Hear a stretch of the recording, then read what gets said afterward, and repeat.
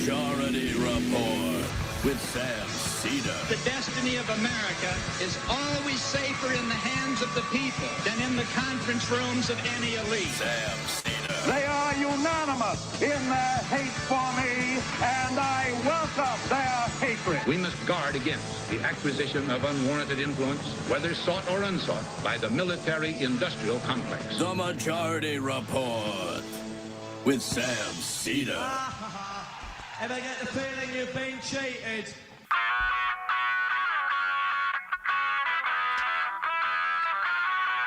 It is Wednesday, May 15th, 2024. My name is Sam Seder. This is the five-time award-winning Majority Report. We are broadcasting live steps from the industrially ravaged Gowanus Canal in the heartland of America, downtown Brooklyn, USA. On the program today, Mindy Isser, labor reporter on unionizing the South as the Mercedes plant in Alabama vote continues on until Friday. Then Anna Clark on the Flint water crisis 10 years later.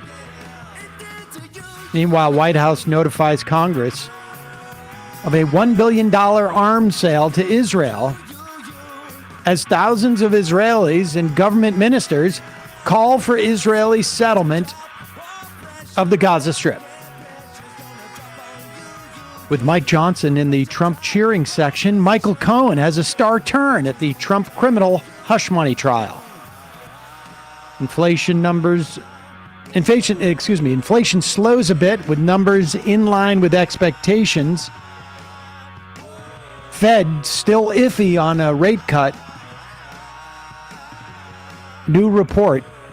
The summer of 2023 was the hottest in 2,000 years in the Northern Hemisphere. In Maryland, primary self-funded billionaire gets blown out, but AIPAC prevails. House Democrats launch an investigation into Trump's quid pro quo with big oil. And Rudy Giuliani is AWOL.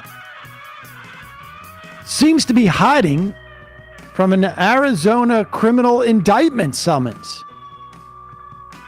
DOJ says Boeing violated their criminal prosecution avoidance deal. Massachusetts sues Uber and Lyft for wage theft and misclassification.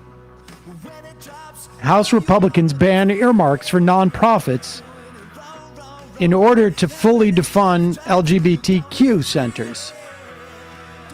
And lastly, it's official. The first debate of the presidential season will be June 27th, before there's any official nominees. All this and more on today's Majority Report. Welcome, ladies and gentlemen. It is, in the words of Emma Vigeland, the person who coined the phrase, Hump Day, which is why you never heard the term Hump Day until, I don't know, what was it, like maybe 27 months ago that she coined the phrase. And I don't know why I continue on. The world hasn't been the same joke. Like the show hasn't been able to get out of that. No, we're stuck in that wheel rut. Yeah, exactly. We got to wait for something else to happen. It'll all the jokes will get recycled, or will get changed once the authoritarian crackdown happens on January 20th of 2025. Time of renewal. Exactly. That's when we do the group baptism, I think, is when we'll be. Donald Trump is on trial. Let me just a couple of words about this debate thing. It's a little bit strange to have a debate in June for the presidential candidates.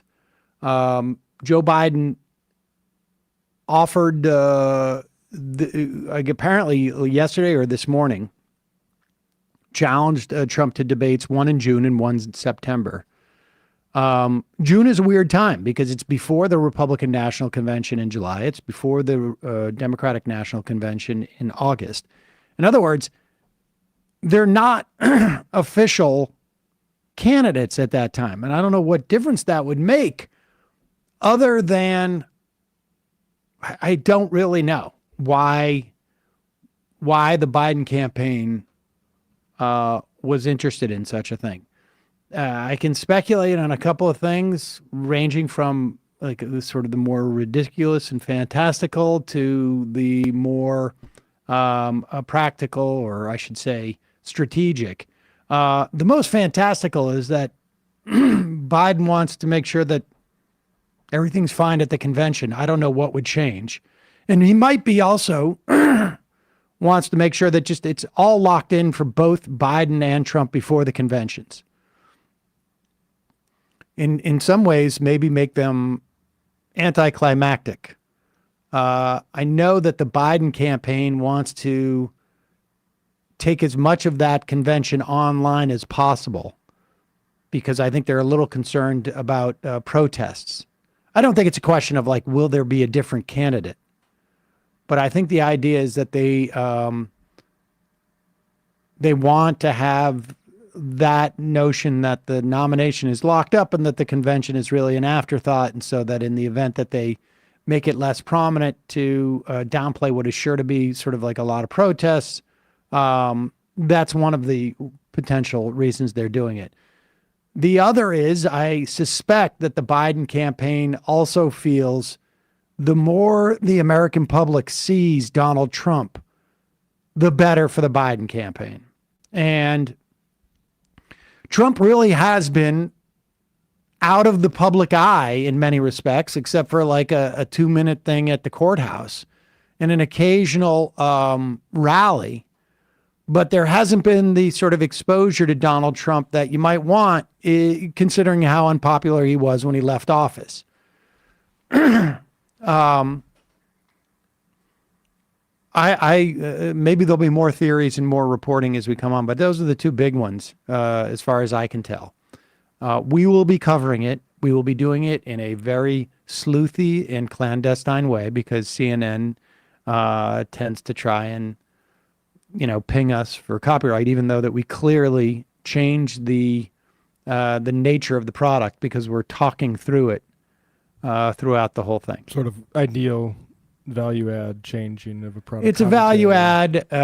It is certainly derivative. And let's be honest, like, should we really have any media enterprise be able to lock up the rights to a presidential debate?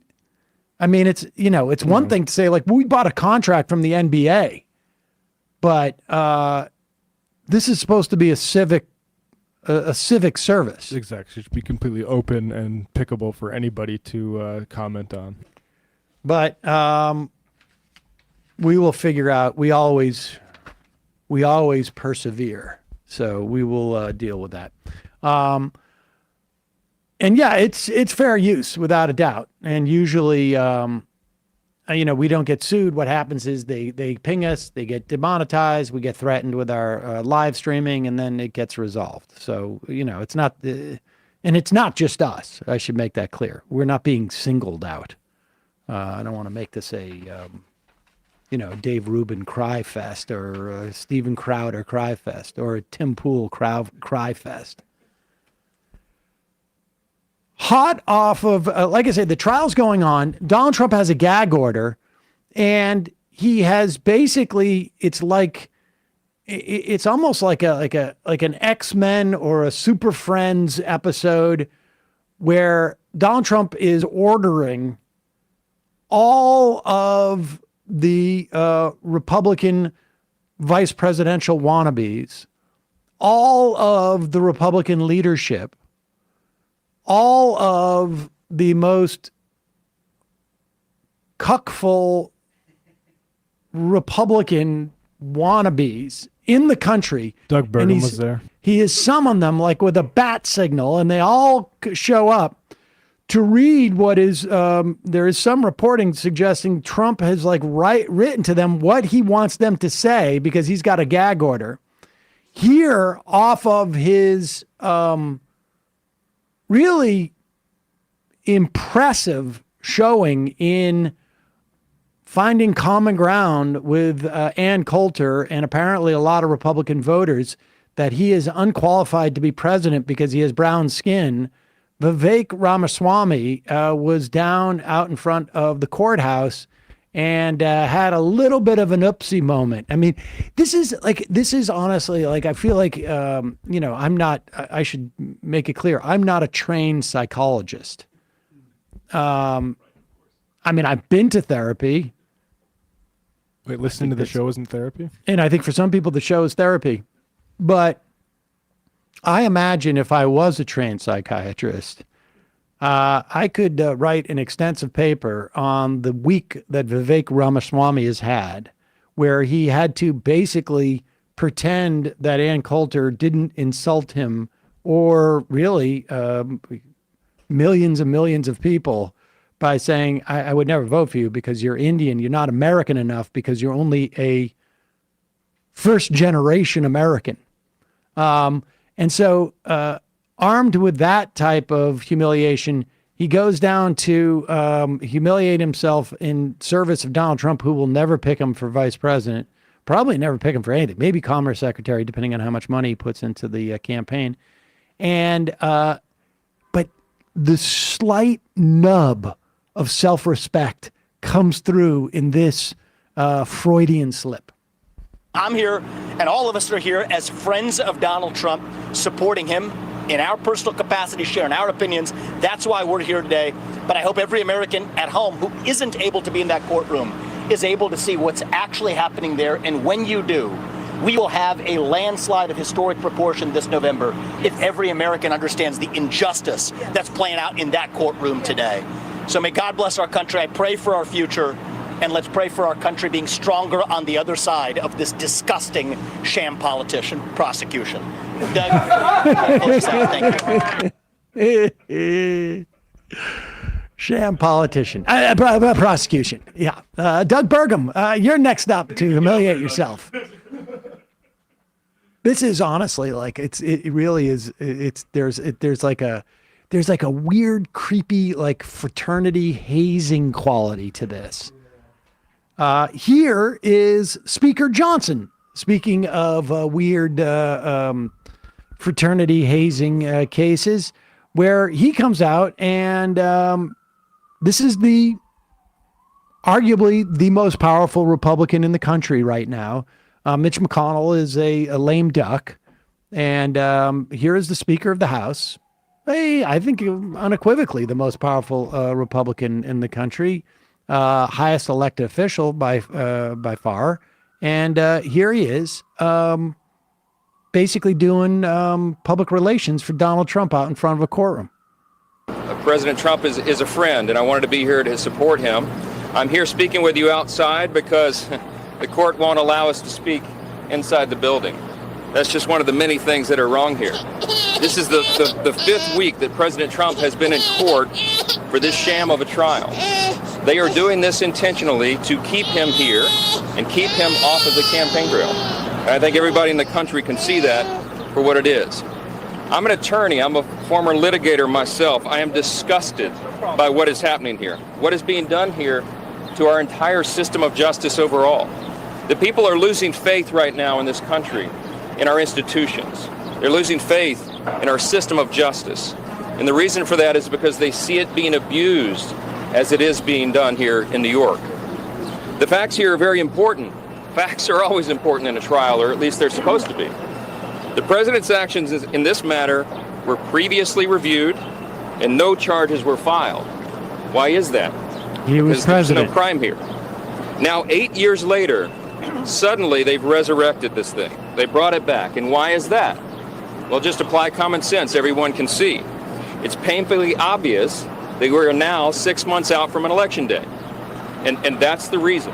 That is the reason why they brought these charges here and across the country. It's interesting that he says sham. as well. It's almost as if someone said, say sham. Jam. But don't say me, sham. Yeah, it's the whole process I'm involved in. Yeah, right. Not me. And then throw in your stuff about faith, Mike, because people like that when you talk about faith. And make sure Vivek says to pray for me. We will later in the program play some clips of Marjorie Taylor Greene, who apparently was very angry that Mike Johnson went up there and she didn't get an invite. I think only. It's not a birthday party, Marjorie. I only have men talk for me too. That's sorry. It's not a girl thing. They're advisors, okay? I don't get advice from a woman. We need all guys, all dressed like me. They're all wearing the red tie. Red tie, blue suit. I mean, we need everybody because it's got to be like me talking, but not me. So, sorry, Marge. You're great, but are you going to wear a red tie? not going to be there. I mean, it's so creepy. And frankly, I think like the irony is I think Trump would be doing a lot worse if he were out and about. The idea that somehow this prosecution is going to prevent him from running or inhibit his, I just don't buy that people are going to hold it against him. But you know what they're very smart to do is not talk about the facts of the case because they don't want to remind their constituents like, oh yeah, no, he paid money because he had an affair with a sex worker and. It's complicated. I did it for you. In a moment, we'll be talking Mindy Isser about unionizing the South. And then Anna Clark, who will look back on the Flint water crisis 10 years out. But first, a word from our sponsor. I took my Nutrafol today. I've been taking it every day for almost, I think, over a year now. Sometimes I forget, but for the most part, I've been pretty good about it. And it's because every day you're in the mirror and you're going like this and you're like, wait a second. Am I starting to thin a little bit? I don't want to do that. Well, Nutrafol is the #1 dermatologist recommended hair growth supplement. Over 1 million people are seeing thicker, stronger, faster growing hair with less shedding. And the thing that Nutrafol understands is that your hair is never just about your hair. That's why Nutrafol takes on a whole body approach to hair health, addressing the problems inside to help hair grow on the outside, supporting your lifestyle, not just your hairstyle. It's a physician formulated with drug-free ingredients. Nutrafol's hair growth supplements are clinically tested to multi-target key root causes of thinning hair, including stress, nutrition, and lifestyle. And I have stress, mixed nutrition, and certainly, not crazy lifestyle, but nevertheless, I'm getting up there. And Nutrafol has multiple formulas that are tailored to give your hair what it needs to grow throughout different stages, such as aging and parenting, which I have both of those, as well as for different lifestyles, such as plant-based diets. With Nutrafol, building a hair growth routine is simple. You purchase online, no prescription is necessary, no doctor's visit is necessary. Free shipping, automated deliveries ensure you'll never miss a day. You will see results in 3 to 6 months. They clinically test the formulation of Nutrafol, not just the ingredients separately, but the actual formulations themselves. And the story of that company is actually sort of interesting because they had developed this because one of the owners was having hair issues, didn't want to have any side effects. And everybody told them they couldn't come up with something. And they did. It also just goes to show you that sometimes there are solutions to things that just don't make the market because you can't find people to back it. Anyways, take the first step to visibly thicker, healthier hair. For a limited time, Nutrafol is offering our listeners $10 off your first month subscription and free shipping when you go to Nutrafol.com, enter the promo code TMR. Nutrafol.com, spelled Nutrafol.com, promo code TMR. That's Nutrafol.com, promo code TMR. We will put the link in the podcast and YouTube description. Also, just a reminder, it's your support that makes this show possible. You can become a member at jointhemajorityreport.com and sign up for the AM Quickie. 3 times a week, you can get it for free. It gives you all the news you really need to know in about 5 minutes. Corey and Jacob do an amazing job. It is my first read every morning. Well, at 9 a.m. I'm usually reading a little before then, but I'm waiting for that thing to hit my box. And it's free. And then if you want it 5 days a week, you can help support it. It runs a little bit at a deficit, but it is a really helpful thing, I think, for everybody in the audience. And these guys do a great job. So check it out. amquickie.com to sign up. And lastly, we're going to keep the link to the GoFundMe for Muhammad's family that we spoke to him yesterday. And they, part of that money will go to paying for surgery for Afaf, and part of that money will go hopefully to provide more food when they can get in touch with the 3 or 4 remaining family members in Gaza. They were using this money to basically feed, I think, about 20 different families when they were in Gaza at that time. So if you can help out, do. We raised a couple $1,000 more yesterday. Every little bit is helpful. All right, quick break. When we come back, we'll be talking to Mindy Isser.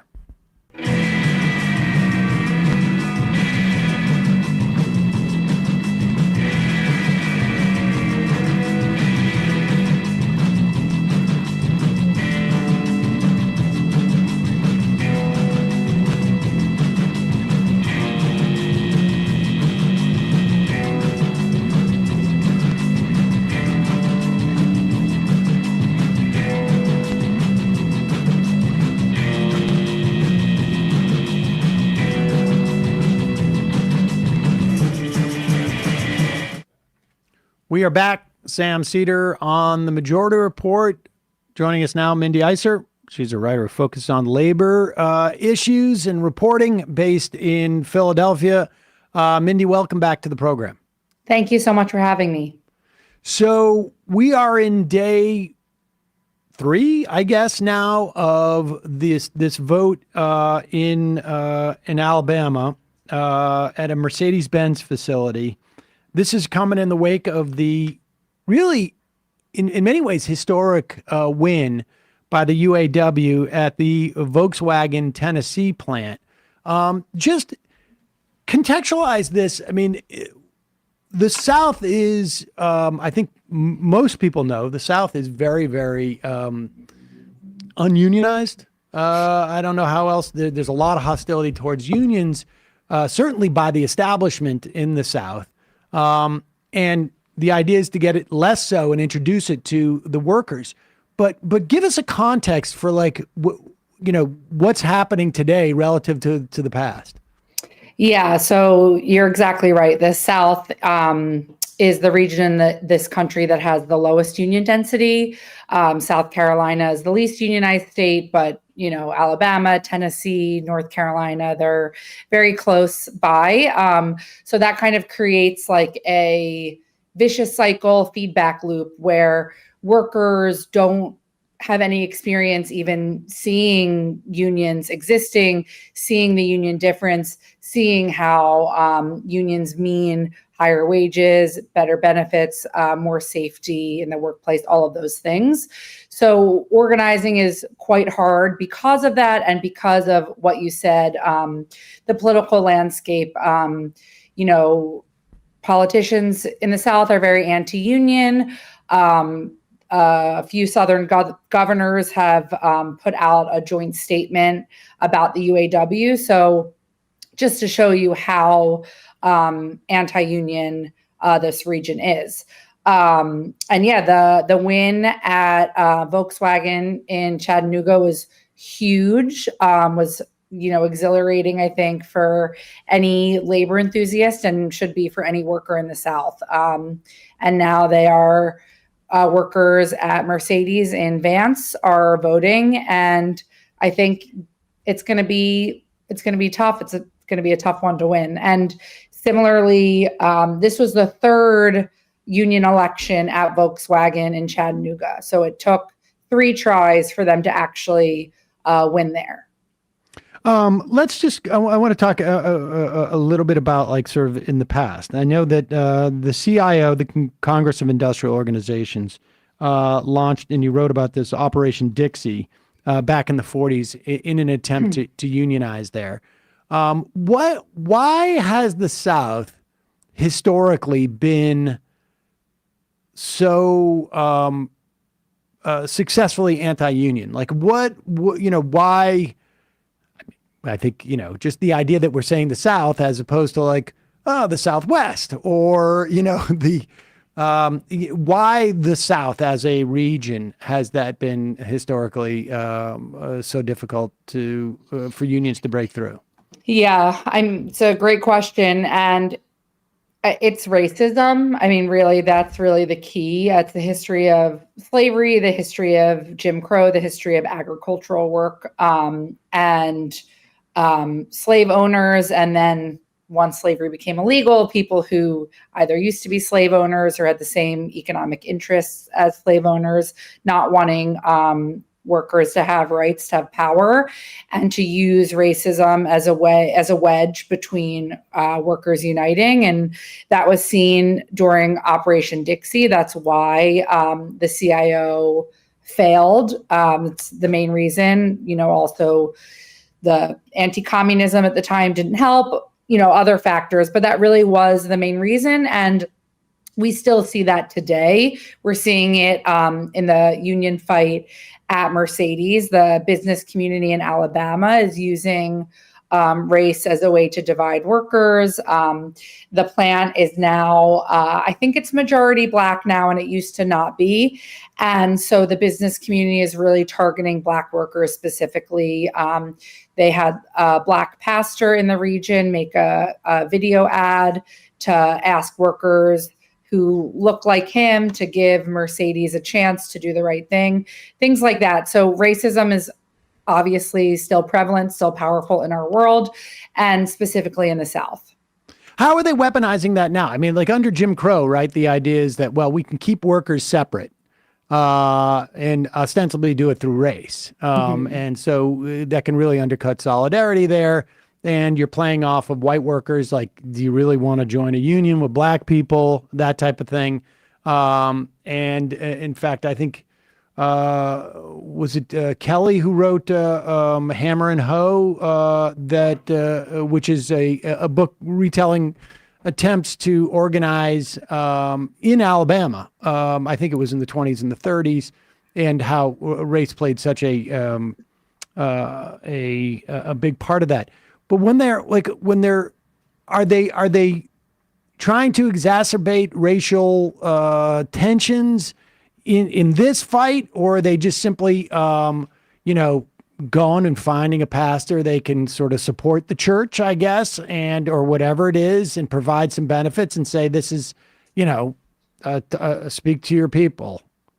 I think it's just more specific targeting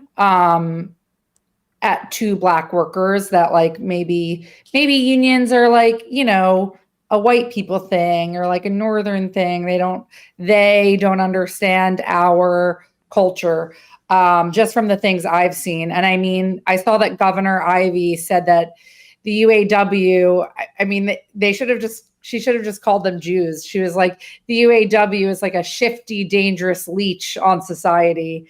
So I think playing up some of that same kind of like anti-Semitism, anti-communism that we saw during Operation Dixie as well. Ivey actually just signed a bill that says it's SB 231. She signed this on Friday of last week. The new law withholds economic incentives that the state offers to lure a company into the state if it voluntarily recognizes a union or if the union does not hold a secret ballot during an election. In other words, if there's a new National Labor Relations Board ruling where if you basically have card check and it works that the management has to actually step in and affirmatively say, hey, that's not a valid vote. And so we need to push it to a secret ballot, which then gives them time theoretically to union bust. This is I guess the third state to have a law like this, but this is like super aggressive. Yes. And it's exactly why we need to pass the PRO Act, the Protecting the Right to Organize Act, which sort of would make like all of the things that the Mercedes workers are having to deal with right now. The entire goal is not even necessarily to turn workers anti-union. It's to confuse them enough that they're like, I'm just going to either sit this one out or I'm just going to vote no. It's too much change. It's too confusing. They just put like, it's like to put a little seed of doubt in your ear and then every single day just constantly get growing that seed bigger and bigger and bigger. And what the PRO Act would do would actually, like we have laws technically that are supposed to protect workers against these things, from their employers surveilling them and intimidating them. But in actuality, we really don't. And so what the PRO Act would do would force employers to have to disclose how much money they're spending on union busting. It would actually impose a legitimate civil penalty up to $50,000. It would hold employers personally responsible if they know about violations but don't address them. It would make captive audience meetings illegal. And it would also crucially force employers to get to the bargaining table immediately, because something that I think a lot of people don't know is that nearly 50% of new unions never get to a new contract because employers stall. And so actually having labor laws that would protect workers would help workers in the South so much. And my understanding is that the Jennifer Abruzzo, the general counsel of the National Labor Relations Board, is looking into whether, Cemex's case is sort of like a little bit of, like a card check light type of situation. But there's also a question of whether you can force mediation onto two parties if the National Labor Relations Board finds or creates as a policy that not having a contract after 6 months of unionization is in and of itself an unfair labor practice, and therefore would start, 6 months, 3 months, 12 months. I'm not sure what the timeline would be, but then you get forced mediation. But along those lines, in the absence of a federal law, from a strategic standpoint, did the UAW target Volkswagen and Mercedes first for these things? Because these are German companies, and Germany has a law that says these companies cannot, they have to be neutral when a union is coming in. And I wonder, and I know that the UAW has filed a couple of complaints with the German government about Mercedes behavior in the States. But I wonder, like in the case of like this law just signed in Alabama, could even a Mercedes do anything but not contest a card check rule under Cemex because they're constrained by German law? That's interesting. I don't know the answer to that, but I know, and I don't know the UAW strategy. I can say that Volkswagen, I think, did remain neutral actually in all three elections, which is why I think it was such a hard pill to swallow that the first two union elections were not victorious. But Mercedes has been union busting, I think, quite intensely. They got like a new CEO 2 weeks ago. So they told workers to give him a chance. They've, I think, created some kind of anti-committee in the plant. Like there are workers wearing, vote no hats and things like that. There are signs all over the plant that say vote no. And then, of course, the business community in Alabama has like billboards up when you leave the plant that's like vote no. There are websites, there's stuff on Facebook. I mean, these workers are getting it from all angles. And when are we going to know the results? Voting ends Friday, so I'm not sure if votes will be counted on Friday or early next week, but we will know soon. And my personal prediction is that it's going to be very, very close. And I think, even if it is a loss, that will be a huge loss. And I don't want to downplay it. But again, it took workers at Volkswagen 3 tries. And I think when they get an awesome contract, other auto workers who have been on the fence, auto workers in the South who have been on the fence, who don't know much about unions, who are scared, whatever, who are listening to their bosses, their governors, they're going to see the big wins at Volkswagen and say, hey, I want that too. Mindy Isser, we'll put a link to your piece in in These Times. Sorry about that. And at majority.fm. And thanks so much for joining us. Thanks for having me. All right, we're going to take a quick break. And when we come back, we'll be talking to Anna Clark, a reporter at ProPublica, who has been covering this Flint, Michigan water crisis, I think, for about 10 years. And the 10 years that we've, had knowledge of it. And we'll be right back with that.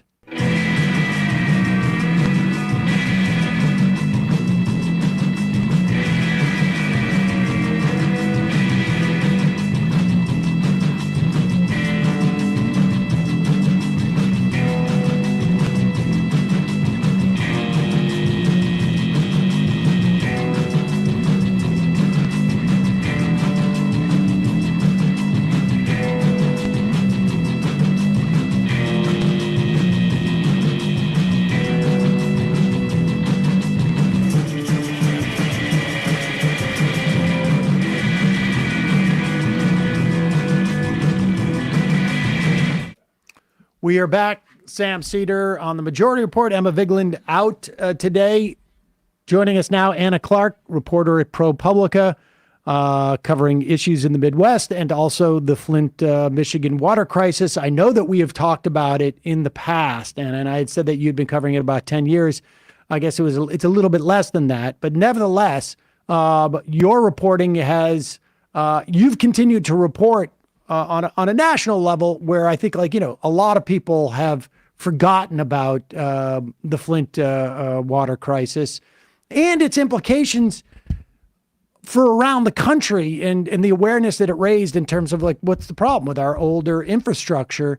I believe it was in the IRA where there was a significant money earmarked to replace lead pipes around the country. But remind everybody what happened in Flint, because I think there are people who frankly have forgotten at this point. And it's interesting to look at Michigan today and the politics in Michigan today and what it was 10 years ago. Yeah, it is really striking given what a spotlight Flint was in for a while there, how there's still now a lot of confusion about some of the basic facts about what actually happened. But it's true. 10 years ago this spring, there was this now infamous switch. The city of Flint, Michigan had been receiving water through Detroit's water system for more than 50 years, which comes from Lake Huron. And the city, which was then under a state-appointed emergency manager's authority, so no local control, fully under the state-appointed management authority, they decided they were going to leave Detroit's water system. They were going to reboot the old plant. They were going to use the Flint River for a couple of years as just a temporary solution, and then move on to yet another water system that was still under construction, where they'd still have to treat their own water. Things went very poorly. didn't treat the new water source properly. They didn't monitor it properly. The old water plant didn't get the staffing or resources it needed to really make sure that people had safe drinking water every day. And there was also a disastrous lack of transparency as things started to go badly. And even when residents were noticing a lot of issues with their water and its effect on their skin, their hair, their at-home infrastructure, they had an extraordinarily difficult time getting their voices heard by officials at every level of government, and also, a lot of other people who should have been paying attention sooner, including us journalists, universities, environmental groups, all that. So anyway, like what's happened is that in addition to being exposed to toxic levels of excess lead, but they were also exposed to bacteria issues, a disinfection byproduct that can be very unsafe at high levels, and a 2-year outbreak of Legionnaire's disease, which was not made public at the time, but is what actually killed some people. At 12 least people, I think it was, right? And that's like the minimum number, because this wasn't exposed at the time. A lot of health professionals weren't looking for it. Frontline did a really great report that suggests that a lot of folks who died of pneumonia at the time might have actually had Legionnaires. I just want to take a moment and focus on how this was an incredible failure of democracy, right? Mm-hmm. Because you have Governor Snyder at the time. I think that it was who it was, right? It was Snyder, and he appoints essentially the government for Flint, and Flint is a big city. I mean, it's like I think at that time around 200,000 people, maybe 180,000. And I mean, that's the size of Worcester, Mass, second biggest city in New England. I mean, it's a decent sized city. And to basically say, like, there is no elected official who is accountable. And that's where you have this incredible breakdown in terms of how responsive that government was to these complaints. And it also, I mean, I would also suspect that because there was this sort of like supposed streamlining of the government, that's also how come you had the failure at the water treatment plant on some level, because they don't have to listen to anybody. And so the water treatment guy is there and he goes, hey, wait a second. I know how to treat the water coming from Detroit. I don't know how to treat the water coming from this source. It's a whole different ball game, essentially. And no one has to be responsive to this because their job relies on one person, the governor, who is, essentially like made it clear he's not going to listen to anybody else. Well, what you're saying is, yes, like this was such a crisis of governance. Like under the last administration, they expanded Michigan's use of this emergency manager system to intervene in distressed cities and school districts. And it was, most states have some mechanism for this, but it had unusual authority in Michigan, and still has. This law is still on the books. Wasn't there a referendum to get rid of it, and then the Republican legislature reinstated it? Very good memory. This is 100% true. This is there was this law was instituted. Then there was a ballot referendum to remove it. That referendum won by a large margin across the whole state of Michigan. So including, communities that were not going to be subject to this threat, thought that this was maybe going too far. And then, the lame duck legislature quickly rewrote a very similar version of the law that now had appropriations attached to it, which made it referendum proof. And then it went on to be used quite widely, most famously perhaps in Detroit, ahead of its bankruptcy. That was going on at the same time as a lot of these major events in Flint were happening, which I think probably contributed to the delay of people taking what was happening in Flint as seriously as it deserved to be treated. But Flint was the first one that got one of these emergency managers under this like expanded system, and they had a series of 4 of them for about 3.5 years. So key decisions made in the switch of the water system, in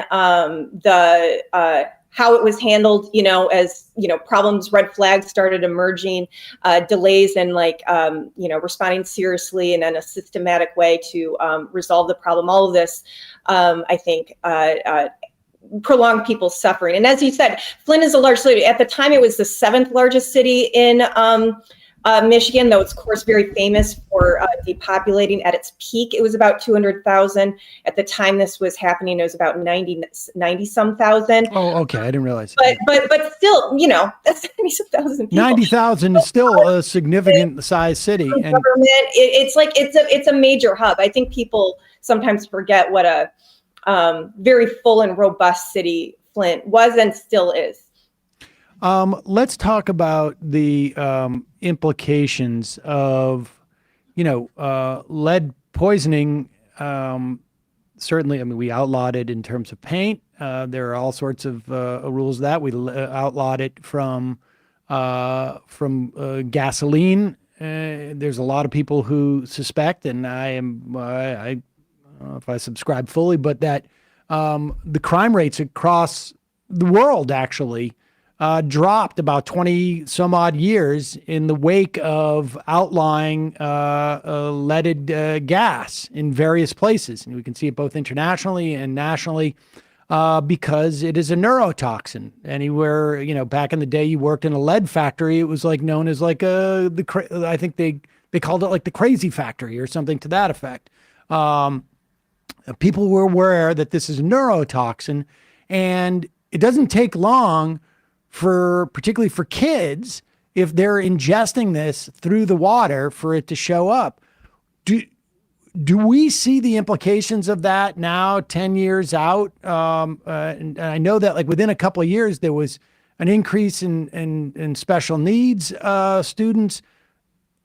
Hard to see the direct causation here, but what is the sense that, I don't know, epidemiologists have or health officials have about this?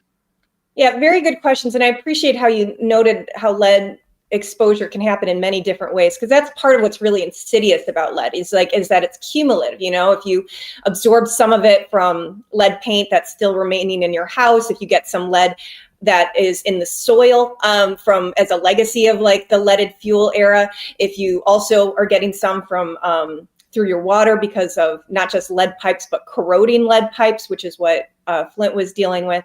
This adds up, and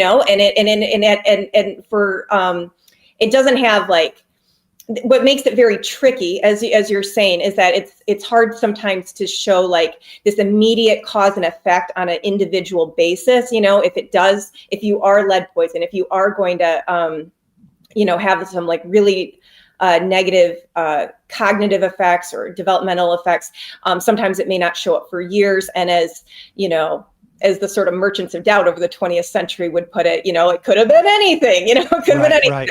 So you really got to look population wide to get a good assessment that shows the very true, very real toxic effects of lead as a pattern.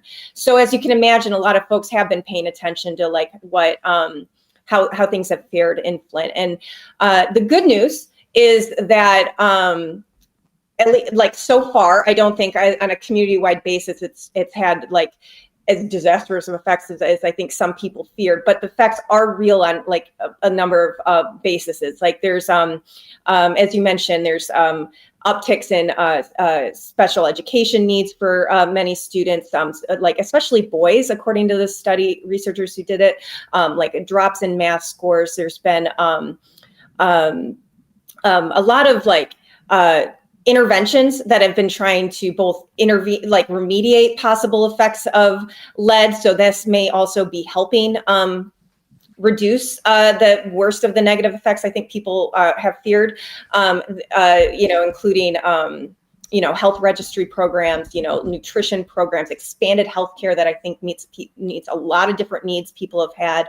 I do also want to say though, of course, children are most vulnerable to the toxic effects of lead, and those kids are still just growing up. So I think there's still a lot, remains to be seen, a lot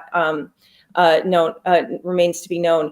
Adults too, are not immune from effects. It can have reproductive issues. It can have kidney, nervous damage issues. A lot of this stuff is just super hard to measure, especially when there was so much misinformation at the time and people might not have known to get certain things checked.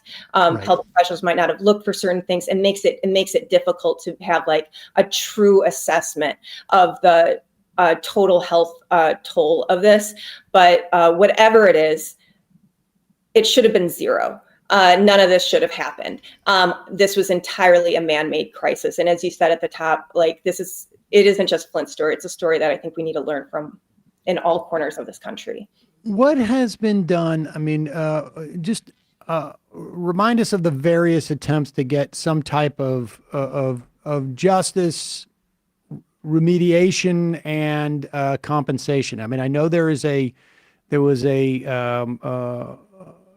tort action that was won, but I'm reading it wasn't paid out. Tell us about that. But also just remind us, I mean, I remember Snyder was on trial for this, and I think he got convicted. And then if I remember on appeal, he was found not guilty. But walk us through this, because it's there are so many people who are, I feel like, both responsible in causing it and also have some responsibility in not addressing it. I mean, I remember Barack Obama even going and drinking that glass of water and saying it's fine now. And, it may have well been fine for a 50-year-old man or a 55-year-old man to have one glass of water. You're probably not going to feel any dramatic effects after that, but that's not what we were talking about. Yeah, that particular move came about, 7 months after Flint was switched back to Detroit's water, but the pipes were still corroded. I just want to remind people why that happened. No, is because the way that they were treating it, they had to treat it differently, the Lake Huron water, and they did not know that this would interact with the pipes. And so you're basically getting these lead pipes are corroding because of what the water treatment plant is putting into the water to keep the water safe.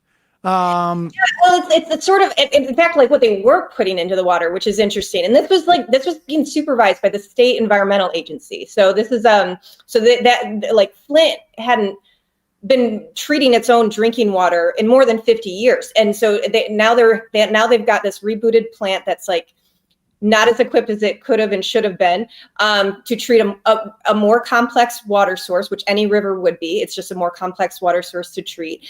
And among the things that they didn't do that they should have done is they didn't treat it with corrosion control. And this was breaking federal law. This is a law we have that's effectively an acknowledgement that we have aging pipes all over this country, and many of them are made of this dangerous neurotoxin that is not safe at any level. And to attempt to minimize the effects of that, you're supposed to treat it with corrosion control to help keep the pipes from corroding and breaking down into it. So by not treating it with corrosion control, as they're legally required to do, and then having this naturally more corrosive water source pass through the pipes over a prolonged period of time, you end up having the pipes break down. So even when, at long last, after tremendous in work by a lot of the activists in Flint and some key allies, they finally got to the point where they were able to switch back to Lake Huron water through Detroit, which they were told was impossible to do, but they finally did it. But even that didn't, quote, end the crisis, because then you have this breaking down infrastructure, right? That now you got to deal with, which is expensive and complicated for even well-resourced cities, right? So this brings us, kind of jumping forward a little bit, how do we assess accountability for all this, right? You mentioned the class action lawsuit and some of these like criminal charges. Like first, the class action suit. This was the largest class action in Michigan history, was announced in 2020. It's about, at this point, the settlement's like $626 million. It does have a lot of things going for it in that it prioritizes, for example, children who would be most vulnerable to the crisis, people who are eligible who aren't just residents, but anyone exposed to the water. So maybe like college students commuting in, kids who went to school there but didn't live in the city. There's like lots of, so I think that's really good. But like it has been now 4-ish years, and to date, no one has received anything from it, and except some lawyers and contractors who got some preliminary payments. So they've got something so far. But Flint folks who filed a claim in this class action are still waiting, and there's really no idea when anything would come through for them. Who was the defendant? Was it the state? Yeah, this is the state, and a few others entities have paid into it who that ends their potential liability. So some consultants and, I believe McLaren Hospital, which is where some of the Legionnaires issues, kind of happened. So there was, so a few different people, but mostly the state have paid into this pot. And I assume there's a committee being like established, or that has been established, that is basically creating some type of algorithm to determine how much each individual gets based upon certain criteria. I was this age, I was this close to exposure, I had this disease, that type of thing. And there's so many different like kind of categories, and getting paperwork for everybody. It is genuinely like complicated. So there is, you gotta acknowledge that, but it's also been very messy. And folks in Flint will point out that there's people who move, there's people who die, there's people who like you want to get the fact that like some lawyers and contractors have already been paid something, like kind of like twist the knife a little bit on that. And the other thing folks have been really waiting for is like, some kind of accountability. Because again, none of this had to happen. It could have, there's a lot of other choices that could have been made to prevent this. And even if it did happen, to have ended it much sooner. There were 2 different criminal investigations. One started under the Snyder administration by his attorney general. And then when the current administration with Attorney General Nessel was elected in 2018, there was a new one that started. So like when Nessel came in, the previous cases that were still pending were dismissed, and she's like, we're with special prosecutors, we're going to start all over, we're going to draw for more evidence, we're going to really get through this. So the public has paid many millions of dollars for both the prosecution and the defense over many years, that led to many high-profile charges, including, as you said, the former governor, and including the head of the health agency, including 2 of the 4 emergency managers. But not one case made it to trial. The most recent prosecution ended because courts dismissed the use of a one-man grand jury to get indictments. And that's it. It's done. Well, Anna Clark, we'll put a link to your piece at majority.fm that you've written for ProPublica. Thanks so much for catching us up on this, and really appreciate it. I appreciate it. Thank you so much for your questions and for giving attention to this beautiful city of Flint. All right, thanks. All right, folks, we're going to head into the second half of the program, which we dubiously call the fun half. Sometimes it's fun, sometimes it's not, but it's always valuetainment. Yeah. I think we gotta take that now. Okay, I wonder if it is. I bet he's got to be. I wonder if he's trademarked that. But valuetaining, tain value, Intervaluing. enter valuing.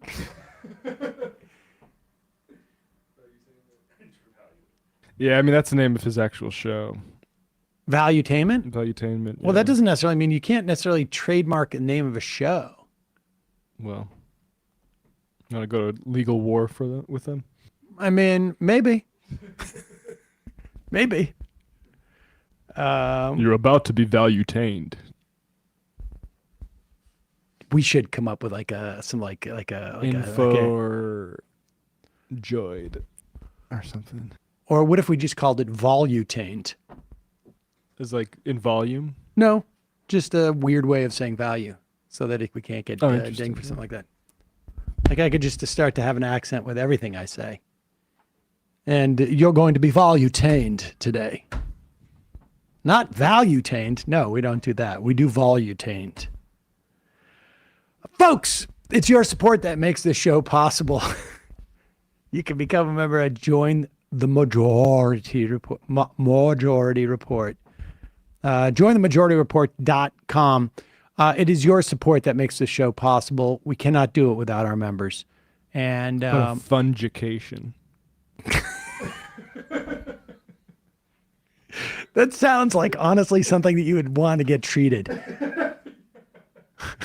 Got a fungication. Yeah, my doctor said I have like a huge case of fungication, and you're not even going to believe where it is. It's disgusting. That might be what I want my t-shirts to be. Fungicated. Get fungicated.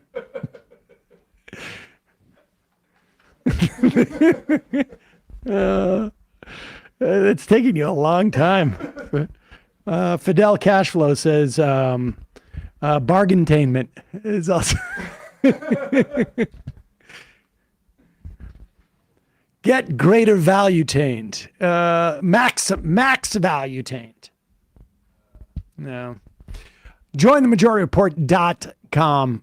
Check it out. Don't forget the AM Quickie. And folks, if you are watching us on Twitch, you can give us your Prime, and you're a Prime member. You can give us your subscription for the month, and it costs you nothing. I mean, everybody on Twitch already knows that, but give it to us.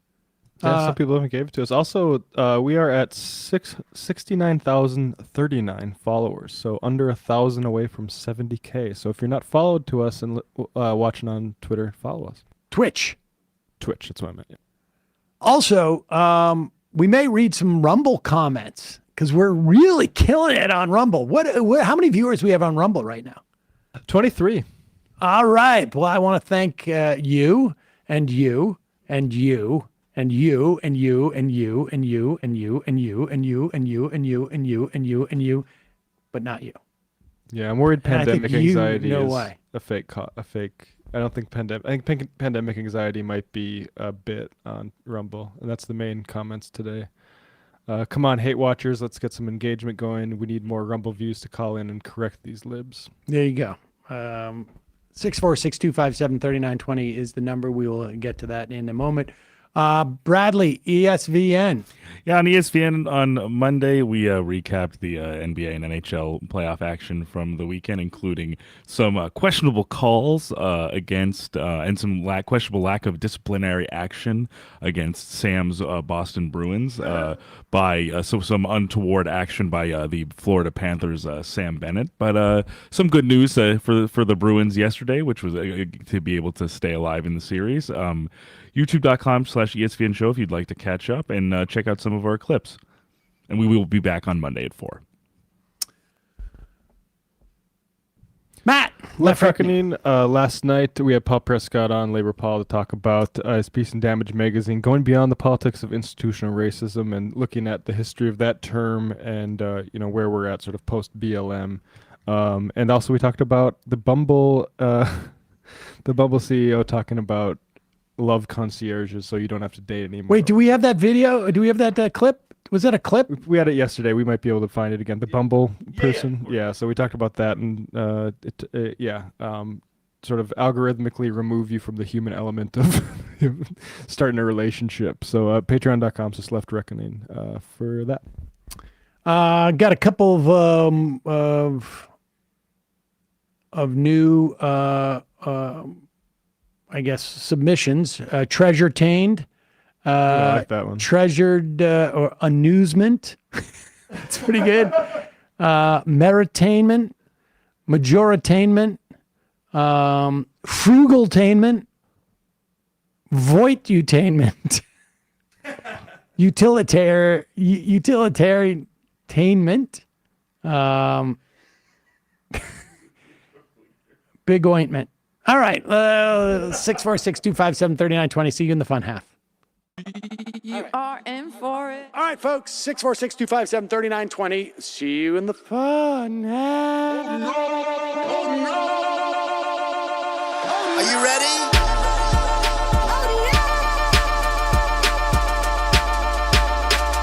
Who sent us this? Alpha males are back. Boy is back. And the alpha males are back. Just as delicious as you could imagine. The alpha males are back.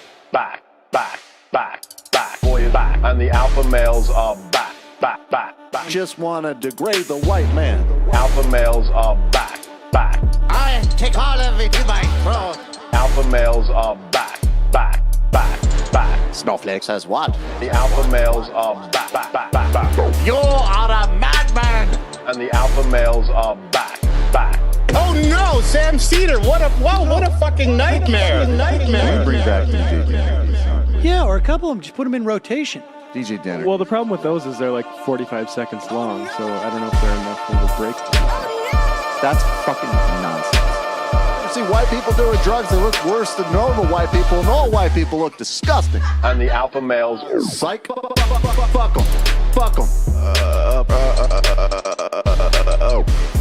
Snowflake says what? Snowflake